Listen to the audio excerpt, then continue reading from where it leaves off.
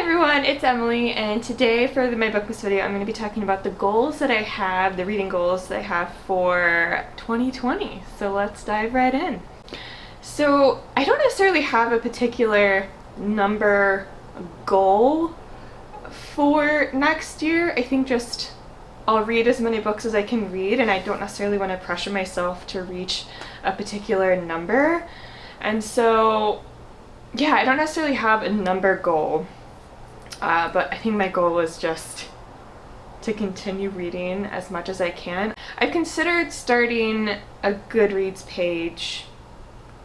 I'll have to see if that's something that I could keep up with. I'm hesitant only because the main purpose of that, like, not only is to leave a review, but also to leave star ratings, and I don't necessarily rate the books that I read on a number rating scale.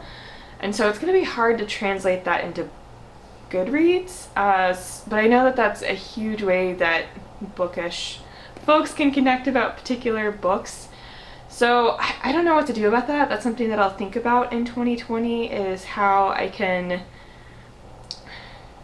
should interact in that way, whether I should have Goodreads, should I just make a blog where I can post reviews, or just leave it at videos and Twitter and Bookstagram or something. So I'll need to see. Another thing that I'm considering in terms of just channel, social media, and communication is having a separate Twitter and Instagram for books. So far I just have one, and I talk a lot about climate change on both of them as well. And those can definitely overlap, I think. I think there are a lot of stories about climate change. So there definitely can be some overlap, but I also realize that it can be two very different audiences. So another thing I'm considering for the new year, just in terms of channel communication, is separating those out. But anyway, so generally communicating and different platforms that I have, and thinking about that as one goal that I have. I'll need to get more specific on that, and that'll probably be something that's to come, but I'm thinking about those over the course of 2020. So a second goal that I have is just to participate in more readathons more actively, and I think it'll help if I have separate channels for to talk about books, because I think I'll be more likely to know that it's the right audience if I'm just focusing on books and participating in readathons and communicating and connecting with people in the book community on those platforms. So one of my goals is to just more actively participate in readathons. One of the things that I'm doing now is casually participating. I haven't posted on social media about it, but casually participating in the Cozy Little Readathon, and I'm working on vlog content for it. We'll see if that actually comes to be something that I want to post, but in general my goal in 2020 is to more actively participate in just select readathons throughout the year. I don't want to overwhelm myself, but just interacting a little bit more and just starting to get used to that is something that I would love to do. Another goal is to get through my physical TBR that's all behind me, so that'll be a huge one.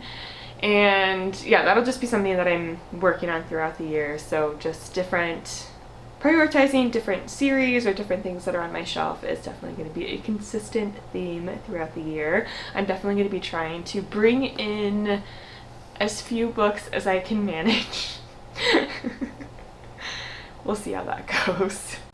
So yeah, getting down my physical TBR is my third goal. My fourth goal is to use my library more for something other than audiobooks. I check out a ton of audiobooks from Libby from my library, but I also would like to use my library more for physical books. I checked out a couple of books this year for a feminist book club that I'm in, and it's definitely been super helpful for that.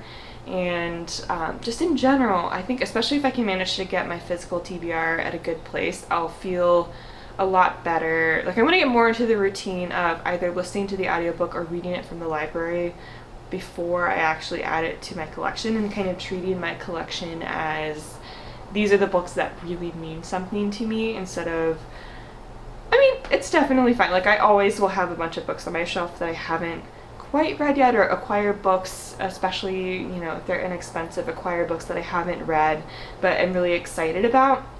That will always happen. You know, especially when I fall prey to used bookstores and library book sales and stuff. But I definitely would like to have a more manageable physical TBR than I do now, so that I can just have a period where I just go to the library and just see what I can find and just bring home an entire haul from the library and just start to get more into the habit of reading books or listening to books before I add them to my collection, and then using used bookstores and book outlet and library book sales as a way to just get the books that perhaps I've read and have meant something to me and that I really want to add to my collection. So that's another goal that I have for 2020. A fifth goal that I have is to be better about taking more consistent notes and keeping track. Like, I definitely keep track of what I read, and I kind of have haphazard, sporadic notes to kind of help with wrap-ups and stuff, but I want it to be more organized in one place that I can go to for, noting my TBRs, taking notes on readathons, taking notes on what I read, and just really having that all in one place. So I definitely just want to create a reading journal, and I've already got a bullet journal set aside for that, so I definitely want to have a dedicated bullet journal just to be my reading journal. And just to be more organized about that, that's another goal that I have. And my sixth and final goal is to read more translated works. So something that I really would love to do, and maybe 2020 will be the year to do this, is to read more translated works and works from authors that live in other countries. And people have done this before. I've definitely read blogs where people have done this. I haven't seen too much on BookTube so far of people doing this, but if there are people, I would love to know about them. I definitely want to do something like traveling around the world in different novels, and maybe make it a vlog style thing where I pick a few random countries from a random country generator.